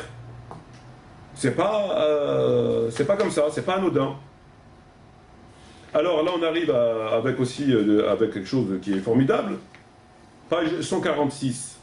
Le fait de ne pas partager les opinions et les actions des homosexuels quant à leur sexualité ne m'empêche pas de les respecter. Et c'est d'ailleurs ce que chacun d'entre nous doit attendre de ses semblables, le respect de l'être. Même s'il existe un désaccord sur la croyance ou le comportement. Donc il te dit que le fait de ne pas partager l'orientation sexuelle des homosexuels ne l'empêche pas de les respecter ceux qui sont, et que chacun doit faire pareil. C'est avant tout le respect de l'être. Il n'y a pas un verset qui dit qu'il n'y a pas de contrainte en religion? Mais si tu me sors tout et n'importe quoi, là on n'est pas en train de parler. Là on n'est pas en train de parler de contraintes. On est en train de parler tout simplement qu'il est en train de te dire que il n'est pas homosexuel, mais il respecte les homosexuels, il partage des luttes avec les homosexuels, comme il l'a dit dans ses ouvrages, et que chacun doit faire pareil. Donc voilà, il ne partage pas leur point de vue, mais il les respecte. Donc moi, ma question que je pose, et qui se pose, c'est est-ce que Dieu, lorsqu'il a détruit Sodome et Gomorrhe, ne respectait pas les homosexuels? Est-ce que c'est une façon à lui de respecter les homosexuels? À moins que Sodome et Gomorrhe n'a jamais existé, que le peuple de Lot, salam, n'a jamais existé. Donc, est-ce que le prophète Mohammed, lorsqu'il dit que la malédiction de Dieu soit sur les homosexuels, ne la respecte pas? Tu vois bien que tu as d'un côté M. Tariq Ramadan, qui te tient un discours qui est opposé au Coran et à la Sunna. Il te dit que lui, il les respecte, et il faut les respecter, parce qu'avant tout, c'est l'être. Et tu as le Coran qui a éradiqué la ville de Sodome et Gomorrhe, éradiqué. Le prophète qui a dit ce qu'il a dit, que la malédiction de Dieu sur les homosexuels, est-ce que tu ne trouves pas qu'il y a quelque part quelque chose qui cloche? Il y a une espèce un petit décalage. C'est plus une contradiction quand même. Donc là, c'est carrément un des aveux au Coran et au prophète. Il prend une position qui est complètement opposée au Coran et au prophète.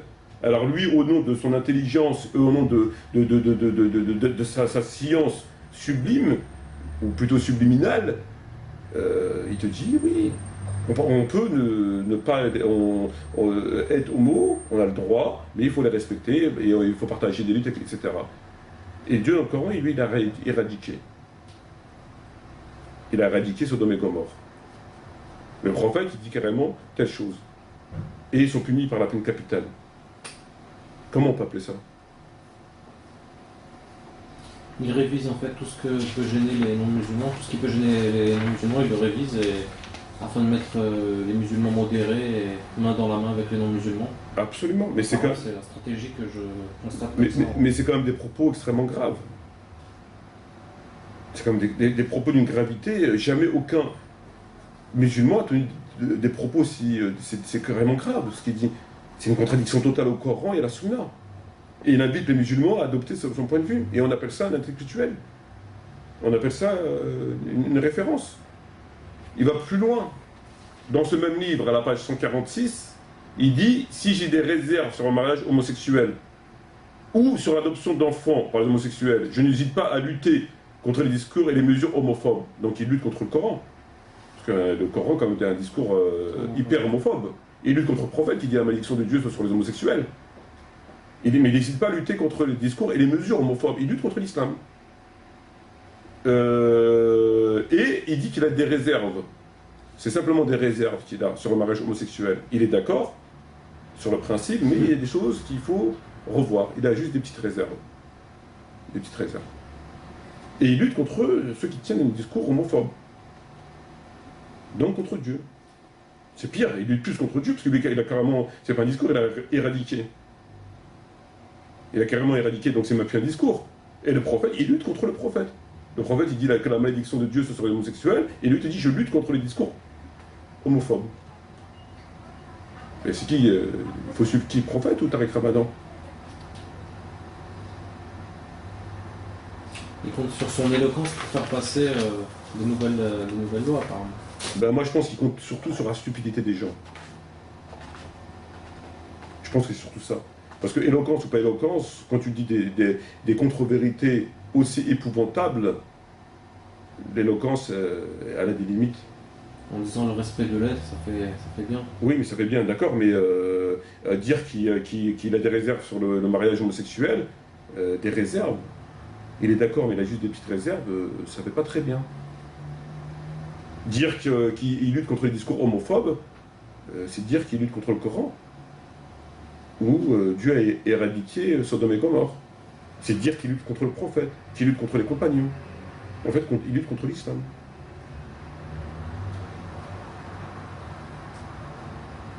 À moins il va nous dire que ça n'a jamais existé, que la ville de Sodome et Gomorrhe n'a jamais existé, c'était juste une petite histoire pour faire coucher les enfants pas trop tard, etc. Je sais pas. C'est un conte de fées, ou c'est un conte... Et que tous les hadiths sur les homosexuels de la bouche du prophète sont faux, bien sûr. Donc, je sais pas comment on peut en arriver à... Et ça, c'est diffusé de façon... comme on sait, et par des éditions soi-disant islamiques comme Tawhid, comme des maisons d'édition, quand même, c'est quand même grave. Et cet individu, il est applaudi au Bourget, quand même. Il est applaudi par des musulmans, quand même. Ils applaudissent quelqu'un qui contredit leur religion aussi ouvertement. C'est pire qu'un mécréant. Un mécréant, il est mécréant, il est mécréant, voilà. Dieu ne l'a pas guidé. Mais ce monsieur est censé connaître le Coran, il est quand même... Regardez comment il joue avec le verbe. C'est de la manipulation, mais quelqu'un qui ne connaît pas très bien la religion, il peut s'arrêter à la forme, comme il a dit le frère, et le respect de l'être, c'est beau. Mais diffuser ça, c'est un véritable poison. Tu as fait quelques textes, enfin tu as corrigé quelques textes et tu as fait un livre sur lui. As-tu eu des réponses par rapport à tous ces textes que tu as corrigés? J'ai jamais eu de réponse. Absolument jamais aucune réponse. Il partage des combats avec les PD, mais il ne répond pas aux musulmans. En plus, on ne peut pas te rater, je pense, avec la diffusion qu'on a sur Internet, les vidéos qu'on peut trouver sur Dailymotion. Ouais, ça a marché au début. On se dit peut-être que ceci. La pub qu'on a sur Google. Oui, mais ça marche au début. Mais quand tu sais qu'il appelle derrière toi le journal Le Monde, Google pour essayer de te censurer, ça marche pas trop, quoi. On croit pas à cette. C'est bien évidemment que c'est On peut dire que c'est une stratégie compréhensible du fait que tu l'as bien cerné. Parce que comme tu connais la religion, il ne peut pas avoir des discours ambigus et faire passer des choses qui sont en pleine contradiction avec l'islam. Et je pense, dans ce livre que j'écris, donc Tariq Ramadan, l'imposteur du XXIe siècle, qui est en français, qui est en arabe et en anglais, on va aussi soulever quelques points, on a encore un petit peu de temps devant nous, j'avais parlé tout à l'heure de calomnier les gens. Dans son livre, il dit, par exemple, sur la question de la fatwa de l'imam Khomeini qu'il avait faite contre Salman Rushdie. D'accord? On se souvient de cette affaire-là. M. Tariq Ramadan nous dit que l'imam Khomeini s'est servi de l'islam, de cette fatwa, pour faire de la récupération. Et que cette fatwa ne vaut rien. C'est contraire à l'islam. Donc, il répond sur le terrain théologique, cette fatwa elle est contraire à l'islam, et il te dit que cette fatwa c'était fait pour de la récupération. Donc, il juge Khomeini. Comment on peut savoir l'intention de Khomeini sur la fatwa? S'il l'a fait sincèrement ou pas sincèrement? On ne peut pas savoir. On ne peut pas savoir. Mais pourtant, il n'a pas hésité à dire que c'est de la récupération.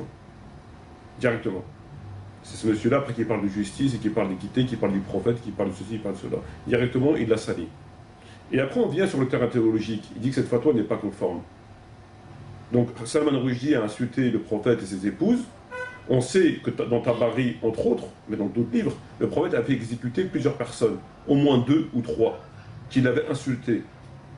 Et donc des gens, des compagnons l'ont tué. On a dans des textes de Tabarani, ou dans d'autres textes, où il est mentionné, celui qui insulte un prophète, tuez-le. Donc on a un certain nombre de références authentiques ou pas, la question pour l'instant n'est pas là. En tout cas, on a des informations qui vont dans ce sens, qui sont écrites bien avant l'affaire de Salman Rushdie. Donc on ne peut pas dire c'était fait pour les besoins de... Voilà. Et donc on voit que l'imam Khomeini par rapport à sa fatwa était plus proche de l'islam, à travers les textes de Tabari, Tabarani et d'autres textes, que cet individu qui nous dit que ça n'a rien à voir avec l'islam et qui juge Khomeini comme étant quelqu'un qui a fait de la récupération, donc il le salit.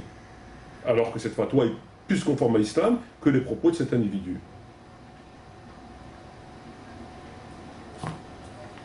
Excuse-moi, tu as employé des termes là qui m'interpellent. Tu as dit on ne peut pas savoir, il ne pouvait pas savoir ce que Khomeini voulait faire. Mais est-ce que c'est pas aussi valable pour Tariq Ramadan?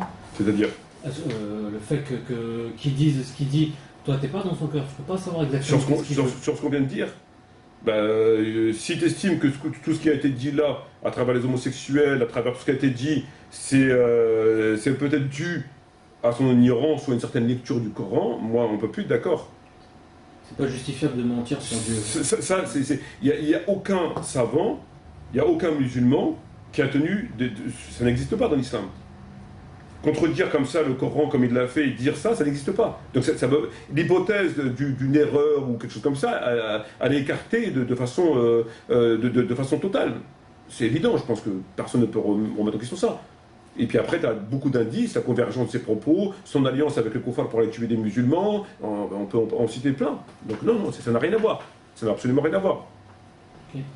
Je vais citer quelques textes. Donc par exemple, il dit à la page 66 de son livre, « Merci de rappeler ces vérités trop souvent oubliées. Cela permet de battre en brèche une vision tronquée de l'islam qui ne se serait répandue que par le sabre et l'épée. Bref, par la contrainte. Il faut identifier dans ces histoires un certain nombre de facteurs objectifs qui ont permis une si rapide expansion, etc. » Donc il est en train de te dire, il reconnaît l'expansion de l'islam, il la reconnaît, c'est dur de ne pas reconnaître, mais il te dit qu'elle ne s'est pas fait que par l'épée. Elle s'est fait peut-être par autre chose à côté. Manipulation. L'islam s'est propagé que par l'épée. Alors je ne sais pas s'il était là dans les villages pour voir si telle personne, dans sa baraque, dans sa cabane, il s'est converti pour autre chose. Dans les textes d'histoire, ils ne disent pas, tiens, parmi 100 000 hommes, celui-là s'est converti parce que l'autre, il avait une belle barbe, l'autre s'est converti parce qu'il était gentil.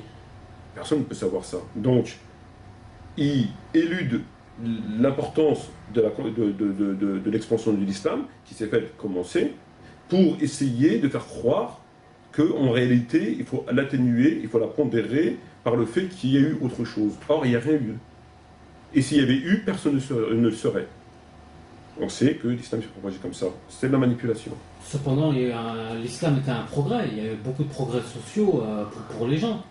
Non, mais le progrès social vient ultérieurement. On parle de la propagation de l'islam, de l'entrée de l'islam sur les territoires non musulmans, qui s'est fait avec le sabre à la main et le Coran. Après les progrès que la civilisation musulmane, c'est autre chose, c'est après. Mais on parle avant. Donc lui, il est en train de dire que la propagation de l'islam, elle s'est pas que faite par l'épée, elle s'est faite très peu par l'épée, mais plus par autre chose. On ne sait pas. Lui parle avant, pas après. Alors c'est complètement faux. C'est encore une fois pour avoir un discours plaisant. On va reciter d'autres exemples. On ne va pas pouvoir tous les citer, il y en a tellement.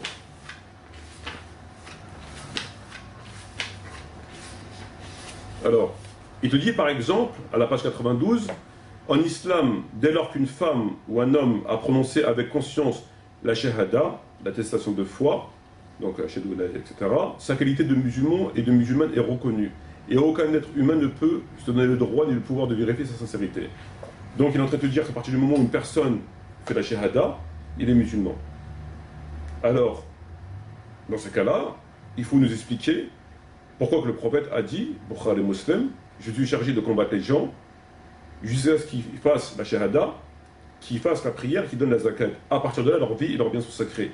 أمرت أن أقاتل الناس حتى يقولوا لا إله إلا الله وأني محمد رسول الله ويقيموا الصلاة ويؤتوا الزكاة. Trois conditions. Bukhari Muslim. Le Coran, إذا تابوا وأقيموا الصلاة وآتوا الزكاة فإخوانكم في الدين. Trois conditions. Tawba, قيموا الصلاة وآتوا الزكاة. Et que Abu Bakr, durant la mort du prophète, a combattu les gens qui avaient apostasié par le fait qu'ils faisaient la prière mais qui n'ont pas voulu donner la zakat. Il les a combattus. La grande apostasie. Ça voudrait dire qu'Abu Bakr a combattu des musulmans. Parce qu'ils avaient fait la shahada, ces gens-là. Ils faisaient même la prière. Mais ils ne voulaient pas donner la zakat. Et pourtant, il les a tués. Donc, Abu Bakr, d'après ce qu'il dit, il aurait tué des musulmans. Parce qu'on est musulman dès qu'on fait la shahada. Et le hadith de Bukhari qui met trois conditions, il est pas bon. Il n'est pas valable. Parce que pour lui, on est musulman dès qu'on fait la shahada. Alors que le prophète a dit la shahada, la salat et la zakat. À partir de là, seulement à partir de là, notre vie et nos biens deviennent sacrés. Il a éludé la prière et la zakat. Voilà. Il me semble qu'il y a un hadith qui, je ne connais pas de mémoire, mais qui dit ça, qu'à partir du moment où on fait la shahada, on est musulman. Oui, mais c'est un hadith amputé. Au niveau de la question, le hadith, il est amputé. Et puis, il y a un verset dans le Coran qui dit s'ils font la prière et s'acquittent de la zakat, alors ce sont vos frères en religion. C'est celui que je viens de citer. Alors, pour revenir à la question de l'expansion de l'islam, il te dit pas de contrainte en religion. Si cela a pu être le cas dans l'histoire, ce ne fut pas de loin la règle. De toutes les façons, ces pratiques étaient en contradiction avec l'enseignement islamique. Il te dit que l'expansion de l'islam était en contradiction avec l'enseignement islamique. Voilà. Que l'expansion était... Oui, l'expansion de l'islam, pas de contrainte en religion. Si cela a pu être le cas dans l'histoire, donc l'expansion, alors tout à l'heure il avait dit il y a eu l'expansion mais elle ne s'est pas faite qu'avec le sabre, mais là il te dit si c'était le cas, ce ne fut de loin pas la règle. De toutes les façons, ces pratiques étaient en contradiction avec les enseignements islamiques. Donc l'expansion de l'islam, qui a été faite à partir du prophète, en passant par Omar ibn Khattab et les autres califes, et jusqu'à Poitiers, est en contradiction avec l'islam.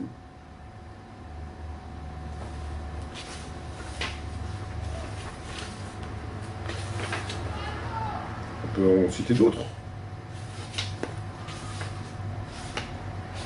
Alors au sujet de l'homosexualité, donc on l'a déjà vu, on avait vu sa position, donc là on va pas le redire. On a vu qu'est-ce qu'il disait. La polygamie. Le texte coranique est clair sur ce point de vue. La polygamie est permise en islam jusqu'à 4 femmes, mais elle est assortie de conditions non moins explicites. C'est une permission. La quasi-unanimité des savants musulmans affirme que l'orientation générale de l'enseignement islamique tend vers la monogamie. Il est en train de te dire que d'après la quasi-unanimité des savants disent que l'enseignement de l'islam, le Coran, la Sunna, il tend vers la monogamie. Ça voudrait dire que le prophète, il est en contradiction avec son propre enseignement, parce qu'il était polygame, il avait même 9 femmes. Donc le prophète ne respectait pas son propre enseignement. Les compagnons ne respectaient pas l'enseignement de l'islam, puisque l'enseignement de l'islam tend vers la monogamie. Donc tu es censé respecter l'enseignement de l'islam. Donc il te dit que d'après tous les savants, l'enseignement de l'orientation générale de l'enseignement islamique tend vers la monogamie. Encore une fois, c'est un clin d'œil, je pense. Voilà, c'est aberrant. Donc le prophète ne respectait pas l'enseignement de l'islam. On va en citer encore. Par exemple, un autre. Là, on est plus dans l'erreur théologique, sur le cas-là. Certains préfèrent donner, en parlant de la zakat, certains préfèrent donner de main en main, ce qui est également possible, puisque c'est un acte qui révèle de la conscience. Donc il te dit que la zakat, on peut la donner de la main à la main, c'est un acte qui révèle de la conscience. Alors que la zakat, c'est un État, c'est une taxe d'État. On est d'accord. D'ailleurs, c'est pour ça que les gens, quand ils ont apostasié à l'époque d'Abu Bakr, ils lui ont dit, nous on peut faire la prière, mais abstenez-nous de la zakat pendant 1 ou 2 années. Abu Bakr, qu'est-ce qu'il leur a dit? Il leur a dit, si vous ne donnez pas la zakat comme vous la donnez à l'époque des percepteurs, je vous combattrai. Il leur a pas dit, vous pouvez la donner à la main, c'est un cas de conscience. Il a dit, je vous combattrai. Et il les a effectivement combattus. Et lui, il nous dit, non, tu peux la donner de main en main, et c'est un cas qui révèle la conscience. C'est une taxe d'État, la zakat. Ça n'a rien à voir avec la conscience. C'est comme si tu me disais que les impôts que tu payes au koufar, c'est un cas de conscience, tu peux la donner à ton voisin. Tu peux donner les impôts là, à ton voisin. C'est un cas qui révèle la conscience. Ça n'a rien à voir. Et c'est prouvé que ça n'a rien à voir par, entre autres, le comportement d'Abu Bakr. Alors là, il nous redit la question de Dar al-Harb. Il dit, elle est caduque. Aujourd'hui, les choses ont changé. La notion de Dar al-Harb est caduque. Il ne refait pas, etc. Donc c'est caduque. Il de l'annuler. C'est annulé, c'est bon. Annulé. Il n'y a pas plus d'explications. Il n'y a aucune explication à donner ça. Tu peux pas modifier quelque chose qui est établi par le prophète et les compagnons et venir et la modifier. C'est pas contextuel, il n'y a aucune raison, c'est pas abrogé, il n'y a aucune explication de donner ça. La seule explication, c'est qu'il veut passer à la télé. C'est tout. À la question d'un journaliste qui s'appelle Alain Grèche, il lui dit oui, mais on attend toujours la fin de la polygamie. Donc le journaliste lui dit ça. Et Tariq Ramadan lui répond les sociétés évoluent et les savants qui s'expriment pour le strict respect des conditions imposées par l'islam sont de plus en plus nombreux. Donc l'autre, il lui demande, le Koufar, il lui demande, mais on attend la fin de la polygamie, donc abrogation de la loi de Dieu, d'une autorisation de Dieu. Lui, l'autre, il dit oui, il est d'accord, il abonde dans son sens. Et que les savants, de plus en plus modernes, ils sont contre. Voilà, normal. Une autorisation coranique qui, lui, te dit, ben, il faut l'annuler ton truc, là. Et il dit, oui, t'inquiète pas, etc. Les gens, ils sont en train de travailler dessus, les grands savants, voilà. On s'en occupe. Je ne suis pas d'accord avec cette lecture, le concept de djihad n'a rien à voir avec la guerre sainte. Absolument pas. Le djihad dans l'univers mental musulman n'est ni né, etc., etc. Donc c'est ce qu'on a vu tout à l'heure. Le djihad, c'est pas c'est autre chose. Ça n'a rien à voir avec la guerre sainte. Alors que ça a tout à voir avec la guerre sainte. C'est tout le contraire. Et lui te dit, ça n'a rien à voir. Donc Aïcha lui dit, on a vu que la meilleure des œuvres était le djihad, est-ce qu'on peut le faire? Le prophète me dit non, etc. Le texte qu'on a vu tout à l'heure, c'est fou quand même. C'est fou quand même.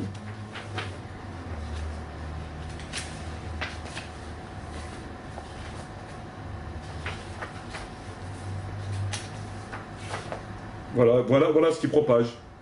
Alors on a aussi l'exemple de l'apostat.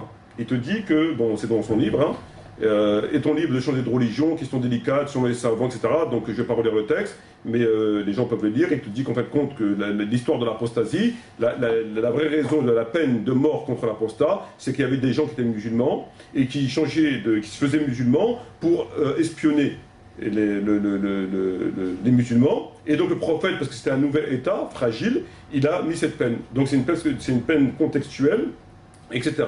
Voilà, et donc ceux qui disent qu'on a le droit de tuer quelqu'un qui change de religion, c'est des littéralistes, c'est des gens qui connaissent rien, etc. Et que c'est une peine contextuelle. Cette histoire d'espionnage n'a jamais existé. Jamais. Jamais tu verras dans un livre qu'on parle d'histoire d'espionnage. Il l'a purement inventé. Il l'a inventé. Il l'a mis sur le dos des savants. Ça n'existe pas. Encore une fois, quand les gens apostasiaient à l'époque d'Abou Bakr, ils faisaient la prière carrément. Mais ils ne donnaient pas la zakat. Ils ont été combattus. Alors que dire d'une personne qui carrément change de religion et il ne fait plus la prière? C'est encore pire. Et d'ailleurs le prophète, on revient à Bukhari Muslim, qui dit de combattre les gens jusqu'à qu'ils disent telle et telle chose. Donc tu retombes sur la loi. Donc tu enlèves la prière, tu ne donnes pas la zakat, tu es combattu. Tu donnes la zakat mais tu ne fais pas la prière, tu es combattu. Conformément au Coran et la Sunna. Et lui il te dit non. Il te dit c'est quelque chose, c'est une histoire d'espion. James Bond, il a inventé une histoire d'espion pour enlever cette loi. Voilà. Tu peux nous dire à quelle page et quelle... Page 185 de son livre. De son livre. Et le titre de son livre, c'est celui-ci. Ce que je crois. Ce que je crois, page 85. Est-on libre de changer de religion, question délicate, selon les savants, selon les circonstances historiques. Vous trouverez des lectures extrêmement restrictives. Je suis en train de mener une étude sur la question du changement de religion en islam. Apostasie, rien dans le texte coranique est explicite. Et on sait que le prophète de l'islam n'a jamais demandé qu'on exécute pour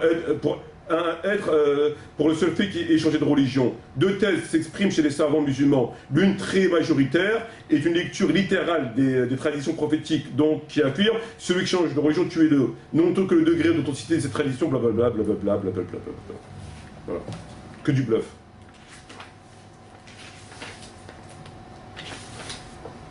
Alors. Et apparemment, il s'attaque surtout les sujets qui dérangent les non-musulmans. C'est son créneau. C'est exactement ça. Alors, les 5 principes conditionnant la légitimité de la guerre. Donc, il donne les 5 principes pour lesquels un musulman doit faire la guerre. La légitime défense, donc quand tu es attaqué, ça c'est même les bouddhistes qui le disent. La liberté de culte, donc la liberté de culte pour pratiquer ta religion. Mais quelle religion? Aujourd'hui, en France, on a la liberté de culte, mais est-ce qu'on pratique correctement la religion? Si le fait de prier considère qu'on a la liberté de culte. La liberté d'expression. On a le droit de faire le djihad pour la liberté d'expression, c'est vague. Le respect des pas conclus et le devoir de solidarité et d'assistance. Voilà. Il ne dit pas pour propager l'islam.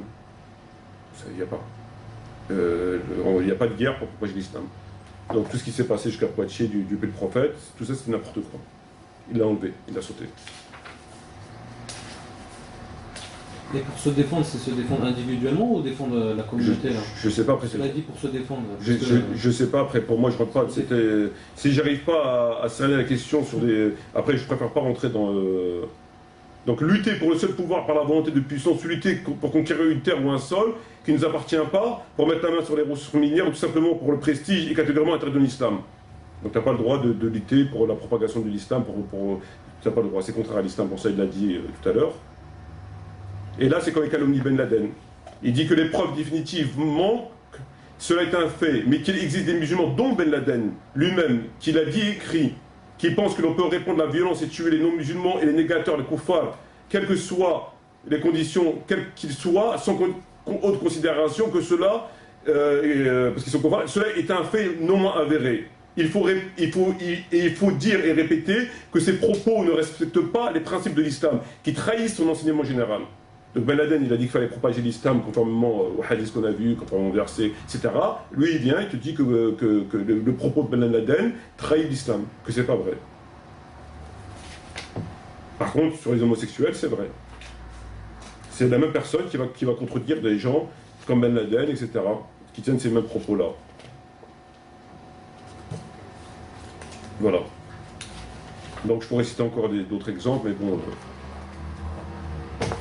Voilà ce qui propage, voilà ce qui raconte, voilà ce qui...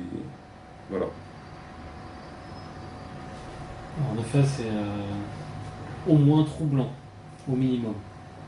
Donc on avait vu que c'est pas une question de divergence, on voit bien que c'est parfaitement clair, que c'est parfaitement volontaire, qu'il ment, qu'il manipule, qu'il a un langage ambigu, qui calomnie des gens, enfin c'est catastrophique, quoi. J'ai jamais vu, c'est catastrophique. Et c'est encore plus catastrophique que des gens à l'UIF, enfin l'UIF c'est normal, c'est la même casserole, mais des gens, des musulmans qui l'applaudissent. C'est catastrophique. Voilà. Et tout ce qu'on a vu, c'est cité dans ces livres. Les gens peuvent consulter mon livre, c'est cité, j'ai rien déformé, j'ai rien inventé, je mets la page, voilà. Alors si je me trompe maintenant du point de vue théologique, qui nous explique, afin qu'on présente nos excuses à M. Tariq Ramadan. Alors M. Tariq Ramadan qui prétend qu'il ne veut pas débattre avec moi parce que pour une raison noble, mais par contre ça ne dérange pas d'aller protéger les homosexuels et à partager des luttes avec les homosexuels. Ça ne me dérange pas. Mais débattre contre un musulman, même si on n'est pas d'accord avec ce musulman, au nom d'une raison noble, à qui il va faire croire ça? Bon, on a bien vu avec tes exemples, avec les exemples que tu nous as donnés, le profil de Tariq Ramadan, et moi pour ma part je constate que c'est une personne qui cherche à égarer la communauté dans le sens à plaire aux non-musulmans. Donc c'est ce que j'ai compris. Moi je ne vois pas autre chose. Parce que je ne vois pas autre chose. J'espère qu'un jour il y aura confrontation, qu'il puisse expliquer ou défendre ses positions, s'il défend s'il y a. Ainsi que c'est. Sincèrement, c'est indéfendable, je pense. sincèrement, est-ce que tu penses que c'est défendable? Je ne pense pas. Voilà. Enfin, je dirais que j'en suis sûr. Avec toutes ces preuves-là, J'en suis sûr. Mais j'aimerais bien en tout cas entendre ce qu'il a à dire par rapport à ces choses-là, ou j'aimerais bien qu'il débatte avec toi sur ces choses-là. Ou lui, ou des gens proches de lui qui pourraient nous expliquer. Expliquer quoi? L'inexplicable. Expliquer l'inexplicable. Ouais, mais ça, ils vont l'expliquer à des gens naïfs, à des gens crédules, à des gens, on l'a vu ensemble. Donc c'est vraiment, il est diffusé par les éditions Tawhid qui prétendent être maisons islamiques, par des librairies soi-disant islamiques dans toute la France et ailleurs, etc. Voilà ce qu'on diffuse. Voilà ce qu'on donne aux musulmans. On fait beaucoup de mal à l'islam, et donc c'est pour ça que si moi je répète les choses comme je les répète, c'est que j'ai estimé que la gravité des propos est telle que ça nécessite une riposte à la mesure de l'attaque. Ça nécessite une riposte à la mesure de l'attaque. C'est d'une gravité sans précédent. C'est clair qu'il fait son maximum pour aider les non-musulmans à combattre les musulmans qui font de la politique, qui bougent pour la communauté musulmane. Donc sa loyauté, il la sent il a une grande loyauté envers le non-musulman, quoi. De ce qu'on voit, aller voir travailler avec les Britanniques, propager des livres qui disent toutes ces choses incroyables et qui arrivent à passer, ses conférences, il est invité à droite et à gauche et même dans d'autres pays pour diffuser tout ça. Il a vraiment une loyauté, on peut dire, sans limite pour son but qui est de couper la tête aux musulmans qui, eux, pratiquent le Coran dans son intégralité et dans vraiment son contenu Exactement. Comme il est écrit, quoi. Exactement. Ils ont trouvé en lui, voilà, parce qu'il manie. On a bien vu comment il fait, à quoi il ramène les choses, comment il présente l'homosexualité. Mais tu vois, il présente les choses d'une certaine façon. Mais quand tu as un minimum de connaissances et que tu ne peux pas être dupe, les choses elles sont tout à fait claires et que c'est du jamais vu dans l'histoire de l'islam. Et son frère, il le couvre. Son frère, ce qu'il a dénoncé, il sait tout ça. Il le sait tout ça. Alors, il parle de... Son frère, il fait un article concernant la lapidation de la femme, et il dit que c'est un moyen de... Il a été attaqué pour ça, c'est un moyen de... Il est pour, quoi, pour la lapidation, et quand il voit son frère dire qu'il est pour les PD, ça ne le dérange pas. Alors, il est d'accord qu'on lapide une femme qui a eu un rapport extra-conjugal avec un homme, mais c'est un rapport naturel, ça va dans le sens de la nature, cependant il n'a pas été fait, la procédure, bon, etc. Là, il est pour qu'on la lapide. Mais que son frère, il dit, on est pour les PD qui touchent carrément le principe même de cette infamie, là, il n'a pas de réaction. Mais il est pour qu'on lapide quelqu'un qui est un homme, une femme, qui ont un rapport tout à fait naturel, mais qui n'ont pas respecté la loi, et ce qui est normal. Là, il est pour. Là, c'est normal, c'est juste. Par contre, c'est carrément deux hommes qui vont... il n'y a pas de souci, quoi. Voilà. Très bien, mais je te remercie mon frère de nous avoir éclairé et j'espère que cette vidéo éclairera nos frères et nos sœurs. Bah, j'espère énormément et j'invite les frères et sœurs à faire attention et à analyser les choses. Il ne s'agit pas de dire les choses à notre façon, etc. Il s'agit de les mettre en garde et d'arrêter d'applaudir quelqu'un qui est en train d'insulter la religion, qui contredit le prophète qui dit aimer. Voilà. J'aimerais préciser que le livre Tariq Ramadan, un imposteur du XXIe siècle, est téléchargeable gratuitement sur le site des éditions Les 12. Merci beaucoup. Je vous remercie de votre présence, je vous remercie, merci à nos frères et sœurs qui nous écoutent, et puis j'espère à la prochaine, Inch'Allah. Wassalamu alaikum wa rahmatullahi wa barakatuh. Assalamu alaikum wa rahmatullahi.